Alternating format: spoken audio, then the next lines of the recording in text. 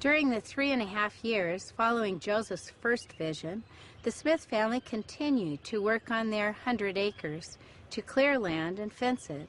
They planted crops and tapped trees for maple sugar. Primarily, they made their livelihood through day labor, hiring out as opportunity permitted. Surely during this period, young Joseph would have continued studying the Bible, trying to understand his role in God's plan. In September 1823, Joseph received that understanding. He learned that God had a work for him to do. It's been 3 years since the first vision. It's a Sunday evening, September 21st, 1823. Joseph is 17 years old.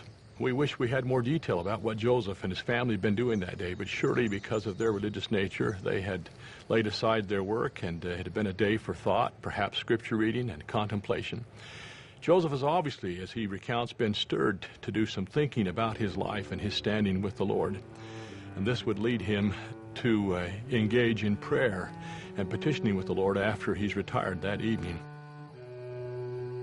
While I was thus in the act of calling upon God, I discovered a light appearing in my room, which continued to increase until the room was lighter than at noonday, when immediately a personage appeared at my bedside, standing in the air, for his feet did not touch the floor.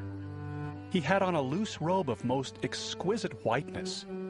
It was a whiteness beyond anything earthly I had ever seen. Nor do I believe that any earthly thing could be made to appear so exceedingly white and brilliant. His hands were naked, and his arms also a little above the wrist. So also were his feet naked, as were his legs a little above the ankles. His head and neck were also bare. I could discover that he had no other clothing on but this robe, as it was open so that I could see into his bosom. Not only was his robe exceedingly white, but his whole person was glorious beyond description, and his countenance truly like lightning. The room was exceedingly light, but not so very bright as immediately around his person. When I first looked upon him, I was afraid, but the fear soon left me.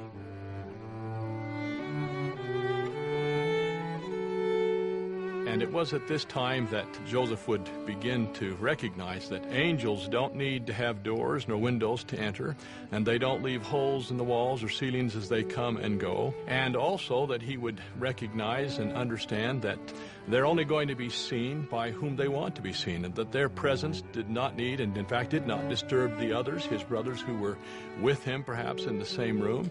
And we also recognize that he learned that when an angel comes, he comes with a mission and with a purpose.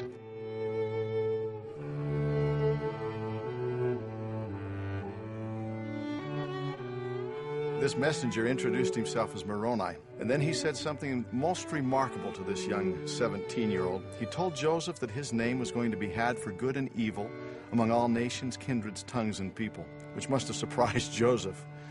He also told him about a record that had been kept by the early inhabitants of America that he, Moroni, had deposited in a hill near Joseph's home, and that in that record it contained the fullness of the gospel of Jesus Christ. He also told Joseph there would be an instrument, seer stones, that would help Joseph to translate the record. Afterwards, he began quoting prophecies from the Old Testament, particularly from the book of Malachi, and then later from Isaiah and the book of Acts, and telling Joseph that he was going to be part of the fulfillment of those prophecies from the Bible. After Moroni had shown Joseph Smith where the plates were hidden in vision, then the light gathered in around Moroni, and he ascended on a conduit of light out of the room. So 3 times in that evening the angel would appear, repeating all that he had been told in the first occurrence, and each successive time adding new information. One might wonder why 3 times.